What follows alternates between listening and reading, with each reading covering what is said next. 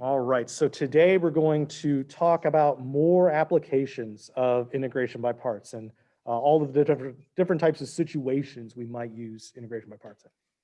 So here's our first example, and this is going to be a situation that's a little bit different than what we had last time.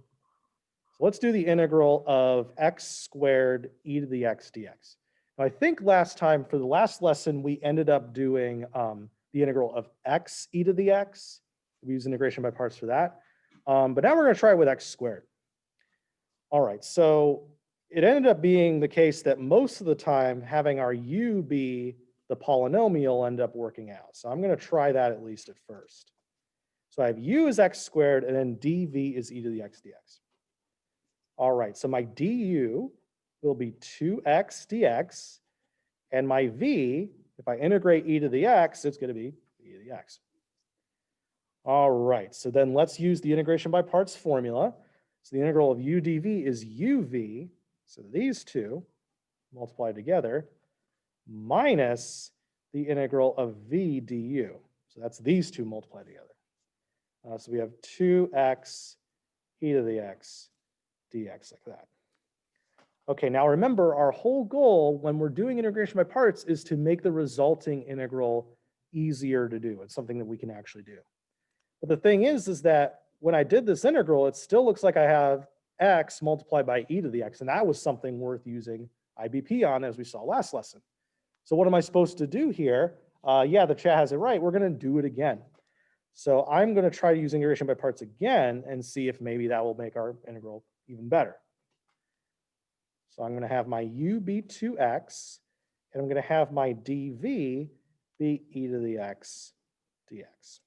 One thing about this is if you do it multiple times, you need to be consistent with what you pick to be your u and your dv. So for example, if you have u be the polynomial in the first one, you need to have u be the polynomial in the second one as well. If you flip it around, I won't go into this, but you'll end up seeing that you'll actually undo your own work. So make sure you stay consistent with your picks for u and dv. All right, anyways, du is going to be 2, the derivative of this is 2, then we have dx, and then we have v, and the integral of this will be e to the x. All right, so we have x squared e to the x, that was from the first IBP, then we subtract, and then we have the results of this IBP. Now, one thing with IBP that's kind of tough is the signs. So there's a minus sign on this whole integral, right? So whatever this integral turns into, it's going to have the minus sign applied to all of it. So this minus is on the outside here. And then I do 2x e to the x, and then I subtract the integral of 2 e to the x.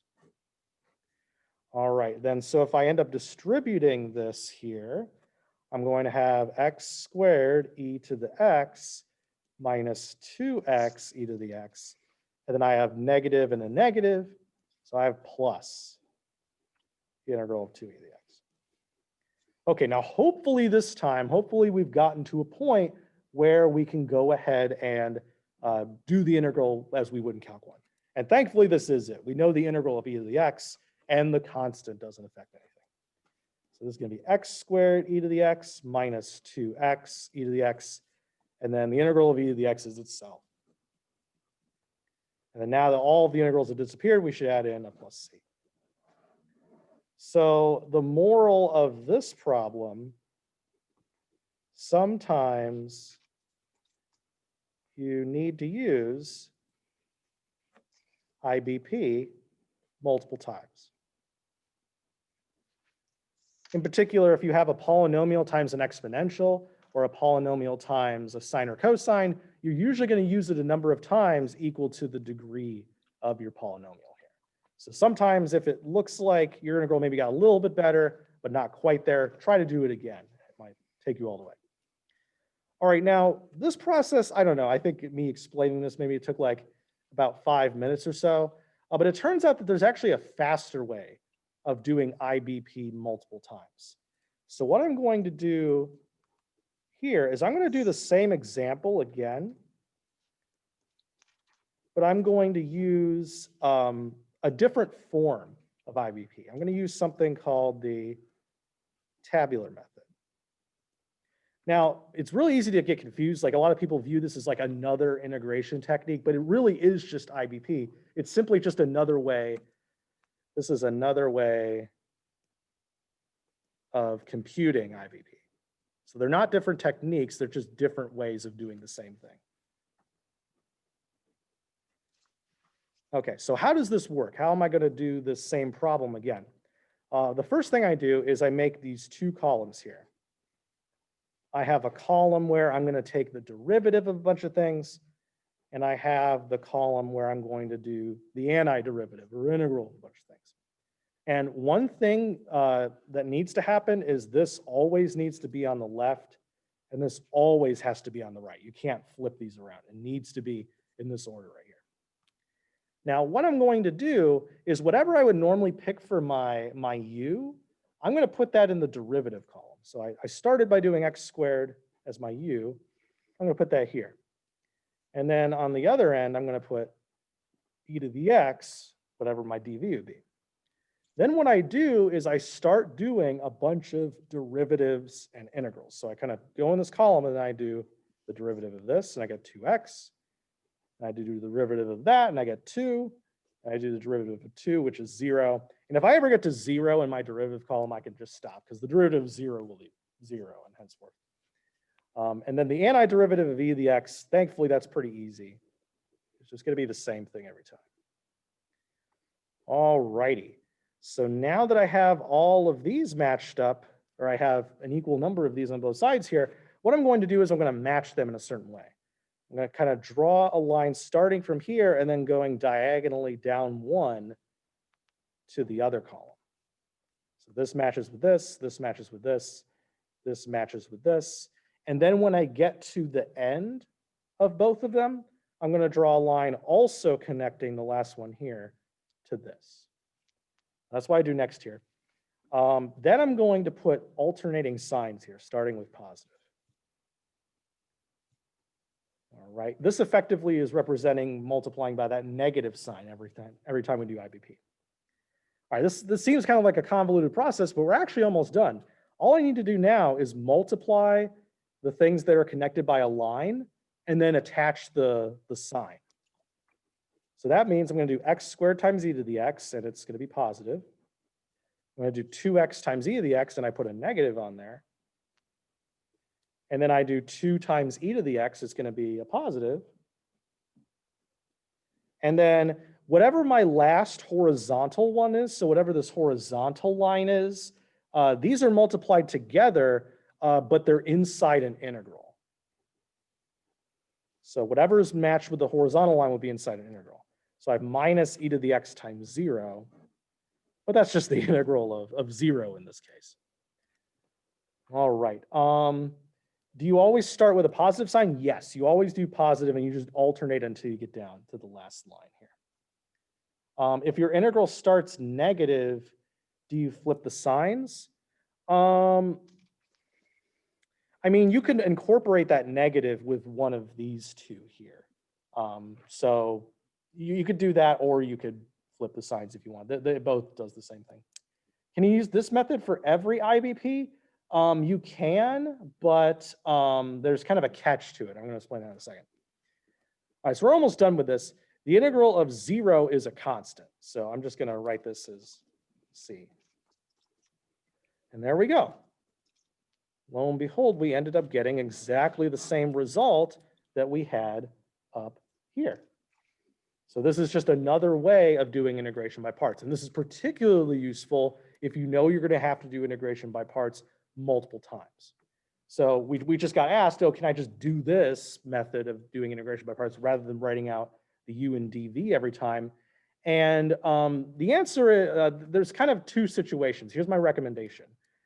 So use tabular if you know in advance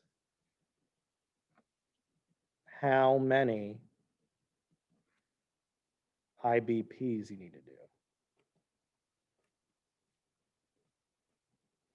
So for example, I said earlier that If we have a polynomial times an exponential or sine or cosine, we're going to have to do it a number of times equal to this degree. So if you ever encounter a situation like that, yeah, that's a great time to use tabular because you kind of know what's going to happen with that. However, use traditional IBP, and by traditional I mean writing out what your U and dV is if you are unsure how many times you need to go.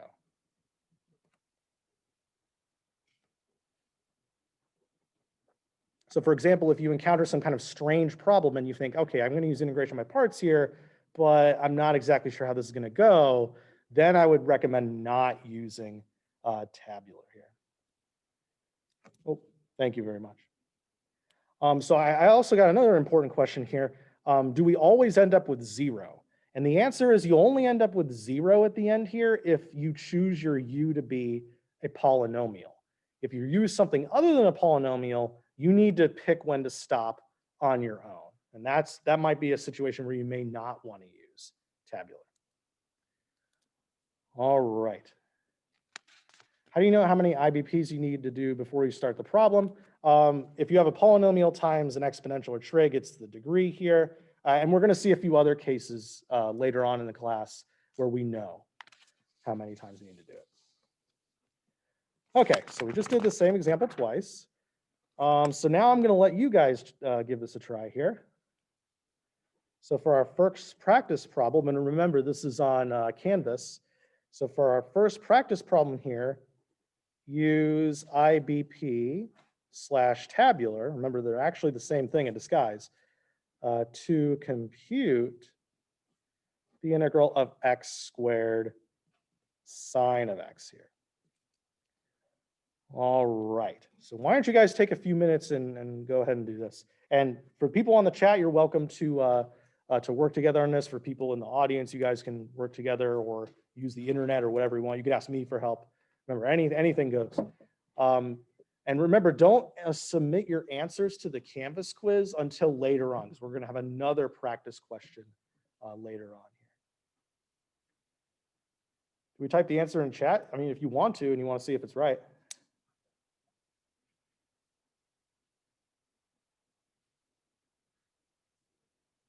Do we integrate the right side for tabular? Yeah, that's right. So whatever is in our right column, we do the integral every time. Although this was kind of a bad example because the integral of e to the x is e to the x every time.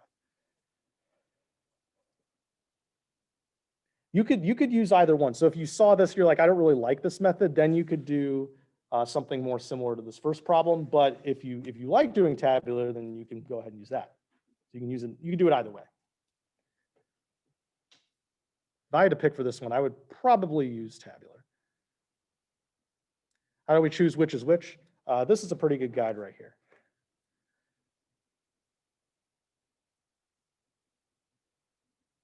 What if ln of x is on the right? You probably shouldn't put it on the right because it's kind of hard to integrate ln of x.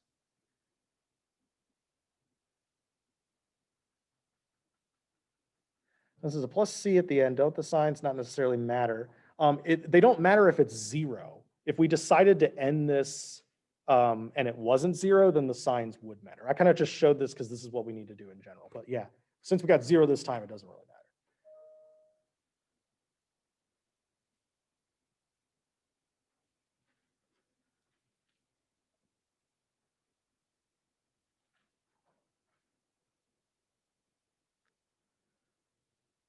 All right, looks like we got a thing in the chat.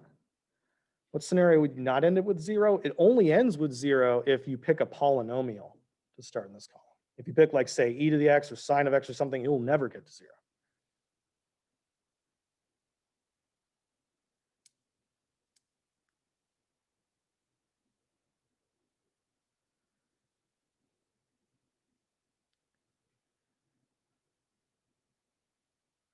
All right, we'll go over this in a minute here. Yeah, some of you are finding out one of the easiest mistakes to make here is a sign error. Like with all of these signs right here, or like having a negative of a negative up here. That's probably one of the most common mistakes with IBP. So be sure to double check your signs whenever you're using it.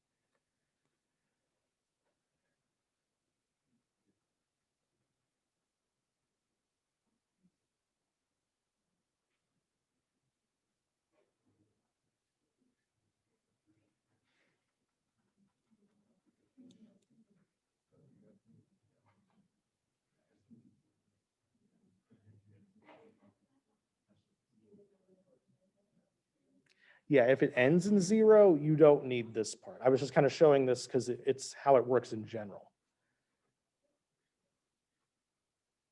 Oh, yeah, don't forget your plus C. It was sad. One time I was teaching Calc 2 and they had written exams, and this person wrote plus C on every single page of their exam, but then they still forgot to put it at the end of one of the questions. I don't know, I felt really, I felt bad. All right, let's go ahead and take a look at this guy. So we're going to try to do the integral of x squared sine of x. And in general, except for a few kind of specific cases like maybe natural log, we want to use the polynomial in our derivative column because polynomials have nice derivatives. And then we'll leave the trig function for the integral column. All right, so let's see. I'm going to start with x squared here. And we have sine of x here. So I'm going to do my derivatives here. So I get 2x for that. I get 2 here. And then I have 0 down here. All right, and then I'm going to do the integral of sine of x. That's going to be negative cosine of x. I do the integral of this. I have negative sine of x. I do the integral of this. I have positive cosine of x. All right, so then I'm going to match all of these together here. And I'm just going to omit the one at the bottom. If your last one's 0, you don't need the horizontal line. But if your last one's something other than 0, you do need it. All right. So I'm going to have my alternating signs here, plus, minus, and plus. And then I'm going to write out my product here. So I have negative cosine times x squared with a positive. So that's negative x squared cosine of x here. And then I have negative sine times another negative, making a positive, and I have 2x. All right, so that's good. And then finally, I have 2 times cosine of x. Let's see. And then once we're finished with our integral, we have a plus c. So there we go. There's the result of our integral right here. All right. Why can't we just negate everything? That'll effectively flip the graph of the function from the top to the bottom. Even though the c can absorb a negative, we don't really want to multiply the whole thing by negative. All right, so there's one instance of using integration by parts. We may need to use it multiple times, and Tabular gives us a good way of doing that. What other types of situations will we use IBP in? All right, here's our next example here. So example 3, what we're going to do now is we're going to do the integral of e to the x sine of x. So we're going to try this guy out. So unlike the other ones where there's a polynomial, this one doesn't have any polynomials in it. All right, so let's see here. So I do have 2 things multiplied together here, so that does at least suggest that maybe integration by parts will work. So I guess I'm going to try to do u is e to the x here. Maybe dv will be sine of x dx. Now I want to say here in the beginning of this process, if you picked it the other way, u is sine of x, dv is e to the x, you would get exactly the same answer. So this is one of the cases where it doesn't matter what is u and dv. So you could do it either way for these types of problems here. All right, but I'm just going to do it this way here. So u is e to the x, dv is sine of x. Looking at this, if I've never seen an integral like this before, I don't really know how many times I need to do IBP. Maybe I can get away with doing it once, it'll take twice, or God forbid, 3 times or more. So I'm just going to use the traditional integration by parts here, since I don't really know that in advance. So I have u is e to the x, and du will be e to the x dx. Meanwhile, a v over here, I'm going to integrate sine of x to get negative cosine of x. Why does it not matter in this case? Because it's equally easy to both integrate and differentiate e to the x and sine of x. It's easy to do derivatives and integrals of this. It's easy to do derivatives and integrals of this. And they don't necessarily get any more complicated or simple as you go along, unlike polynomials. So it really doesn't matter which way you do it. Okay, so let's write what we have so far. After doing one integration by parts, we do this times this. So we have negative e to the x cosine. And then I subtract the integral of these two. But since I'm subtracting a negative thing, I'm going to add the integral. And I have e to the x cosine of x. All right. So let's take stock of what we have so far. So we started with this integral here, e to the x sine of x. We got a little extra piece, and then we have the integral of e to the x cosine of x. And I don't know, this doesn't seem any easier than the first one. It kind of just seems like it's different, but not any easier. Okay, well, why don't we try integration by parts again? Maybe if we do it again, it'll end up giving us something nice. Now, one thing I will say here is that the first choice, it doesn't matter which one you do for your u and dv in problems like this. But for your second choice, like I was saying earlier in the class, you need to stay consistent. So if I picked my u earlier to be the exponential, I need to pick my u for the second time to be exponential. And then my dv this time will be cosine of x dx. All right, so du will be e to the x dx here. And then the integral of cosine is going to be positive sine here. All right, oh, thank you. I've been really bad about not moving the paper up today. I apologize. All right, so now I have this other integration by parts. So my original integral is equal to this. That's what I got from my first IBP. And then now I have this times this, e to the x sine of x, and then I subtract the integral of these two multiplied together. So I have e to the x sine of x right here. Okay, so hopefully the integral got easier here. So let's see. So we started with the integral e to the x sine of x. We did one integration by part, two integration by parts, and our leftover integral, it's not just not easier, it's the same integral that we started with. So we're literally back to square one when we did integration by parts twice. Now on the surface, it kind of seems like, okay, well, maybe this method won't work. We need to go learn another integration technique. But it turns out that we're actually almost finished with the problem in this case. And this part's a little bit strange, so definitely pay close attention to this part. This part's a little bit weird. So back in algebra, if we wanted to solve for something and it was on both sides, we either subtracted or added copies of it from both sides. So I'm going to effectively call this integral here like a big X. And this is what I'm trying to solve for, right? I'm trying to solve for this integral here. So I have big X on this side, but then I also have exactly the same thing over here. This is my big X over here. Now, if I want to get big X on its own, and I'm subtracting it over here, what am I supposed to do? Well, back in algebra, we would just add the same thing to both sides. And it turns out we could do exactly the same thing here. So I'm going to add big X to both sides. And then over here, since I'm adding and subtracting the same thing, those will cancel out. And since I'm adding the same thing to itself, what will I end up having on the left side here?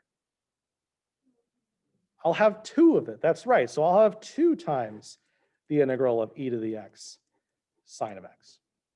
So effectively what I'm doing is I'm adding this integral to both sides. And since I added the integral over here,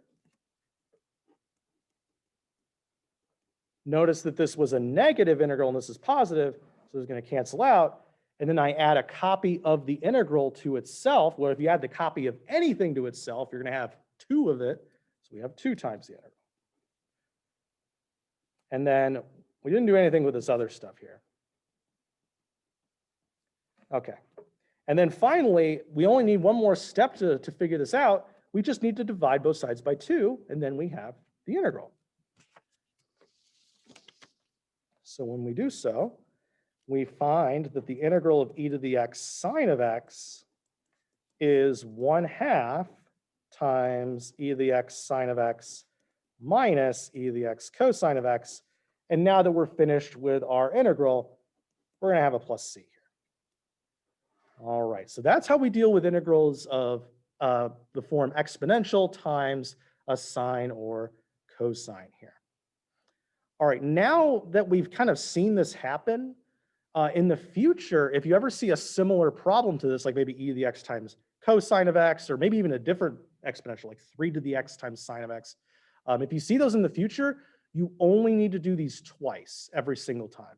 It doesn't matter how we modify the exponential or the sine or cosine, it's going to be, you're going to do it twice every time. That means that you can now pretty safely use the tabular method on it since you kind of know what to expect. So you don't need to kind of write it out in detail like you did here, although if you're more comfortable doing it that way, you're of course allowed to. All right. And yeah, this applies to every integral. So this method, I don't know if this name's universal, but this is called the wraparound method because you end up kind of back where you started. This is good for exponential times sine or cosine. Not other trig functions, not tangent or anything or secant, but if it's sine or cosine times some exponential function, then you can go ahead and do this. All right, so that's another situation we can use integration by parts.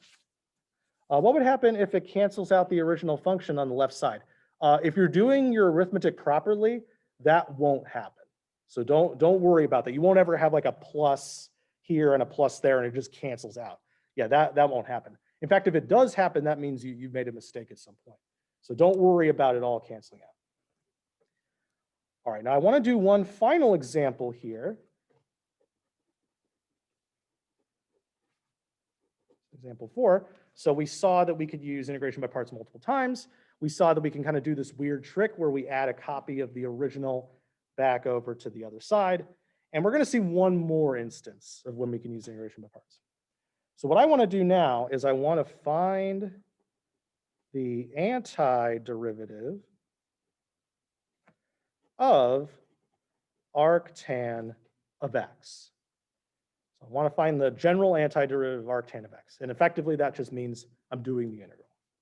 So I'm really just wanting to do this right here.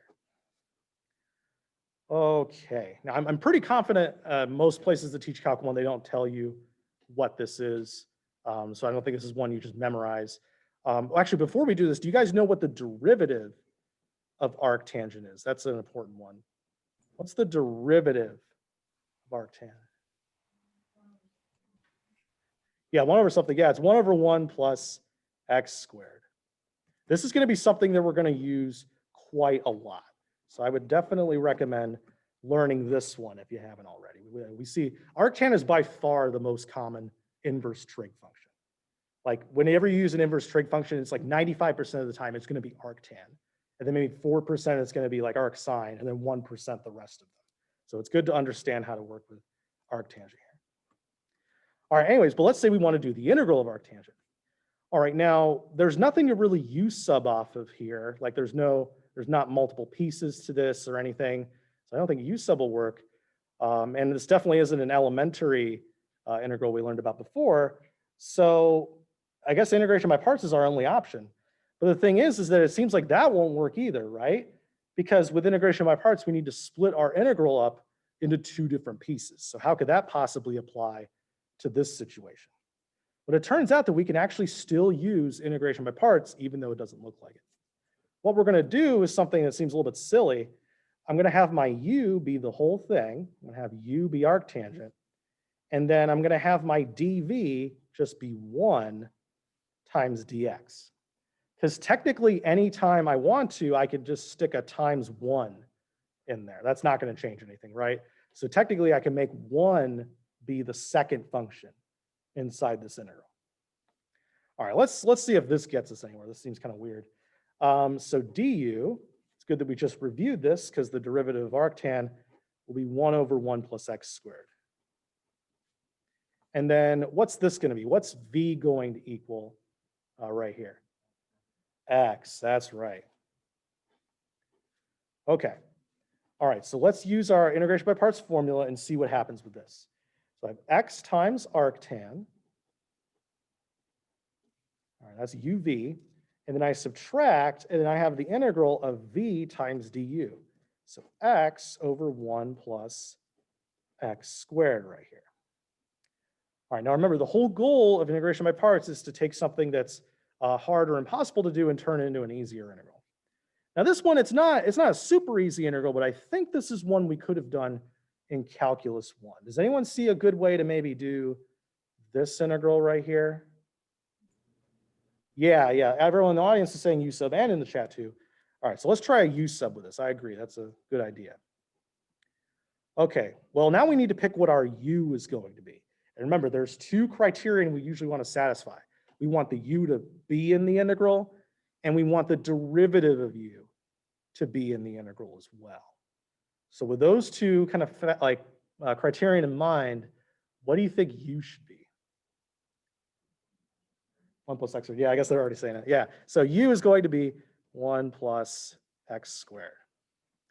All right, well, whenever we do a U substitution, we also need to get the differentials in there too. So the derivative of 1 is 0, and the derivative of x squared is 2x. Okay, now we don't quite have 2x dx in here, but we do have an x dx. So I'm just going to divide this by 2.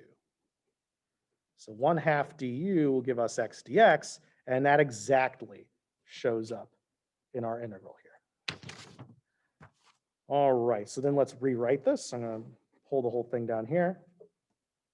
So we have that x arctan of x that we got from integration by parts, and then we subtract. Now I'm going to have an extra constant of 1/2 when I do this substitution. So I have 1/2, and I have du, and then let's see. So this x went away with the differential. So the only thing that's left is 1 over 1 plus x squared, which is now going to be written as 1 over u here. Why do we need the dx after the 1 over 1 plus x squared right here? Whenever there's a differential on one side, you also need to have it on the other side as well. So we can't have a differential and then no differential over here.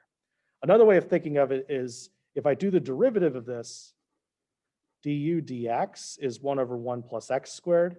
You could effectively think of it as the dx being multiplied up here. That's another way to imagine it. All right, anyways, back to this problem. Now we're actually sitting pretty here because we know what the integral of 1 over a variable is. It's going to be natural log of absolute value of that. So we have natural log of absolute value of u plus c. And then whenever we have a u here, we need to return everything to the original variable. So we have ln of 1 plus x squared. And technically what we can do here, you can actually drop the absolute value signs. Why can we just get rid of those now?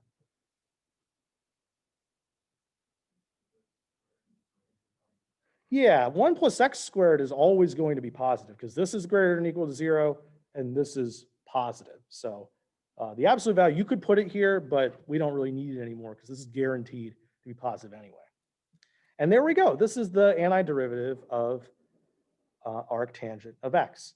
So a kind of surprising application of integration by parts is dealing with what I like to call weird functions on their own.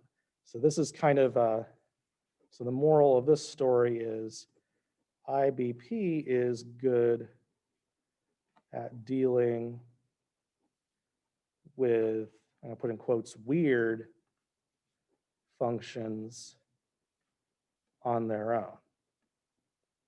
Okay, so what I mean, weird isn't really like a rigorous mathematical term, right? So what do I mean by that? Usually I mean inverse functions. So this is going to be the inverse function of tangent.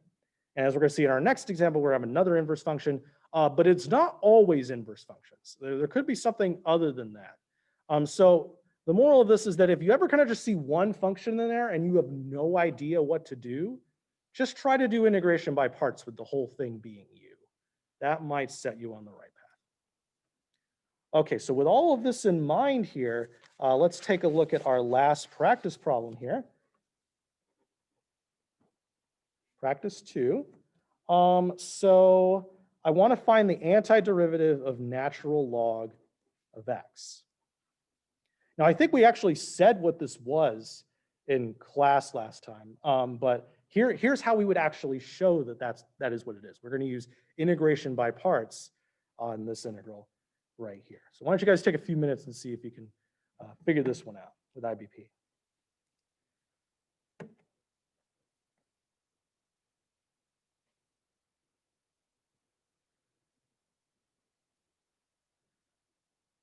So dv will always be 1 dx. Yeah, if you're ever using integration by parts on like one singular function, then yeah.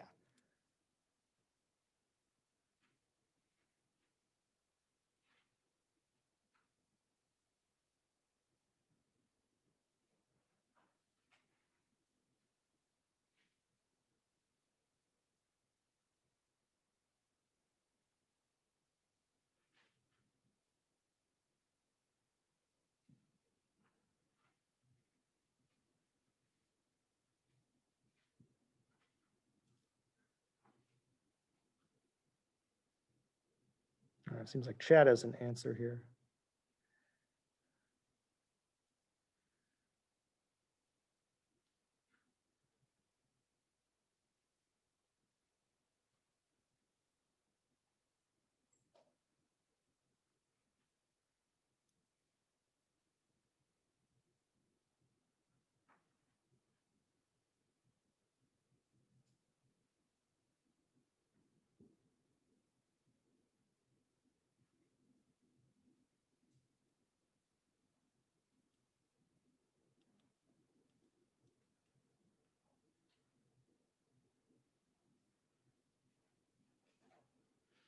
All right, give you guys another minute or so to take a look at this.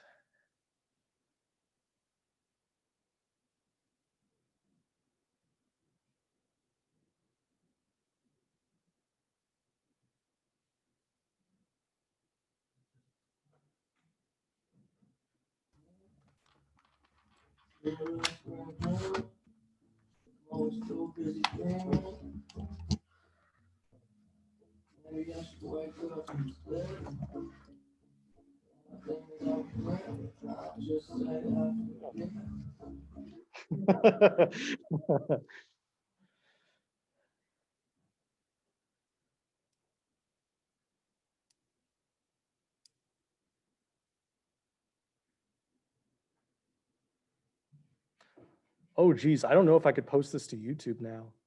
I might get copyright striked. You never know. They're getting pretty aggressive with that stuff nowadays. I heard there was like a school that showed a Disney movie as like a fundraiser, and like Disney sued this like little small school because of that. My high school, they always have to tell everybody whenever they did performances or anything, don't record because we're not dealing with any of that. Yeah, it's a mess.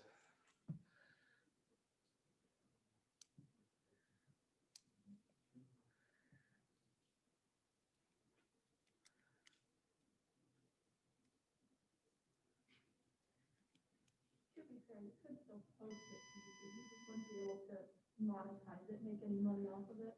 That's true. Yeah, don't worry. My channel is not monetized. I'm not making like money like on the side off of you guys. Don't.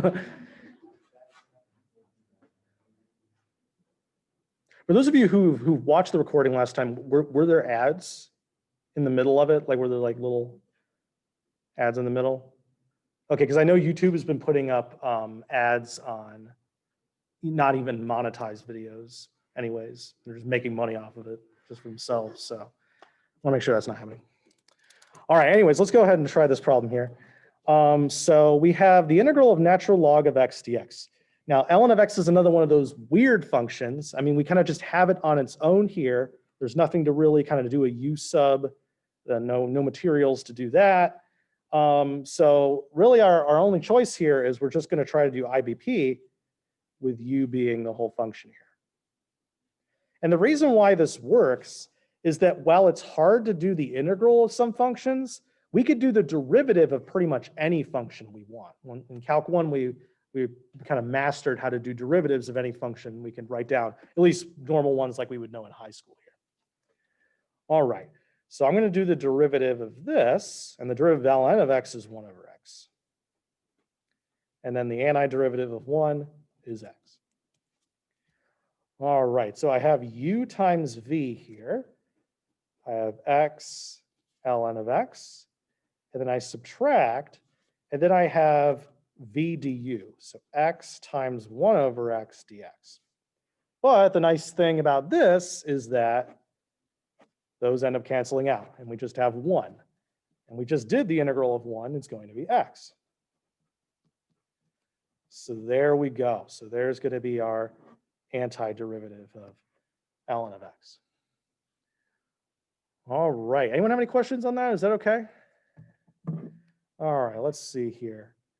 Oh, it's like an awkward amount of time. I could do another problem, but well, it's the Friday before the 3-day weekend. So why don't we go off early? We'll appreciate these times while they last, because eventually we're probably not going to make it through the whole thing. So I'll let you guys out early this time. And yeah, I'll see you all on Wednesday when we're going to learn about a new integration technique. So I'll see you all then.